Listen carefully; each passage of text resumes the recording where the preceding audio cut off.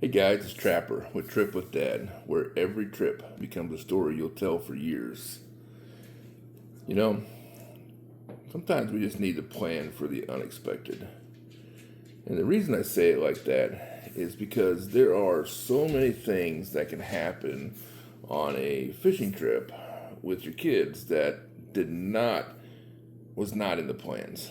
And I can think of many examples of our trips over the years of things that didn't go as planned. And one thing that it's hard to plan for, especially with younger kids, is rain and thunderstorms. And especially if you're out on a boat and you're a little ways from camp. And I'm the kind of guy that it could be pouring down rain and I'm still going to fish.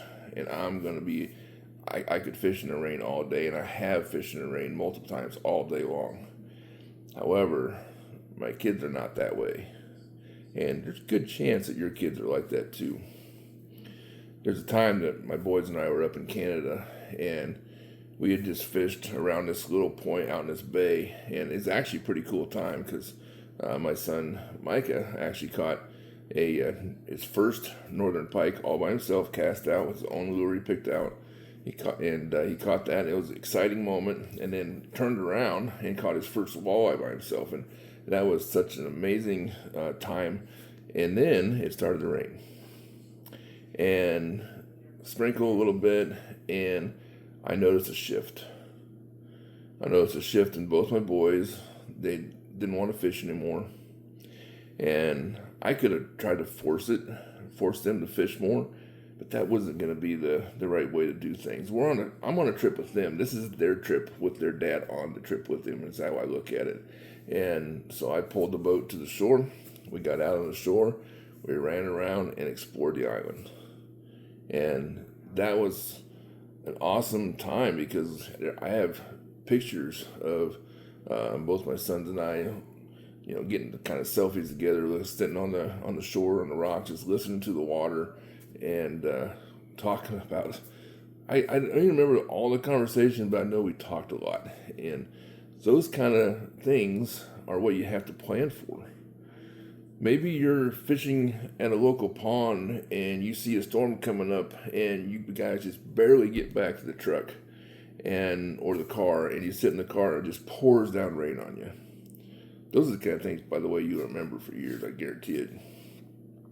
But those are times when you have a chance to just sit there and talk and talk about the storm coming in, watch the lightning together.